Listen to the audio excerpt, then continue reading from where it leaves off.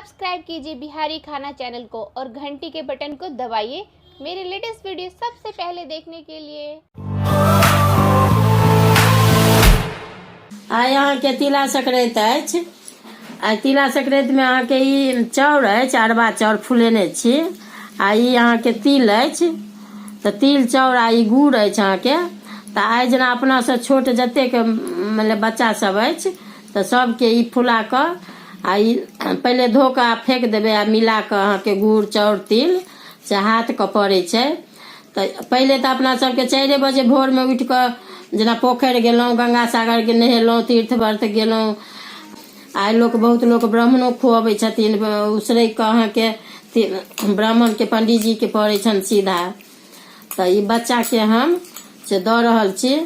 सब गोटे के नमहर के प्रणाम, छोट के शुभ आशीर्वाद, शुभकामना मंगलमय सब गोटे के हुए। ई अहाँके से 3 बेर ई सबटा मिला दियो।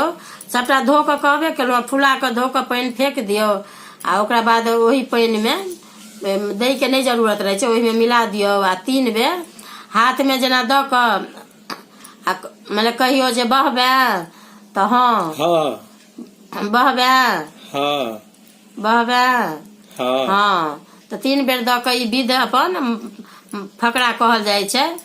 तऽ ई अहिना कऽ कऽ अपना सबके परंपरा से चलि रहल अछि।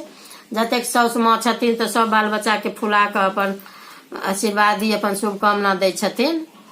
एही तरह से करे जाब। हाँ बहबै, हाँ बहबै, हाँ।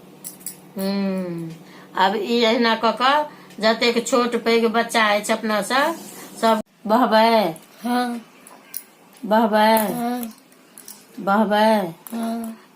ई अहाँके दऽ कऽ से ई हाथ में लऽ कऽ ने 3 बेर जेना कहै छै फकरा आ ई खा लै छै लोक, मतलब खेबा के चाही। तऽ एही तरह से अहाँके होइ छै ई तिला संक्रांति लोक मनबै छै। तखन लाइ मुरही अपन जे खेबाक अइ तऽ लाइ मुरही अपन खाउ।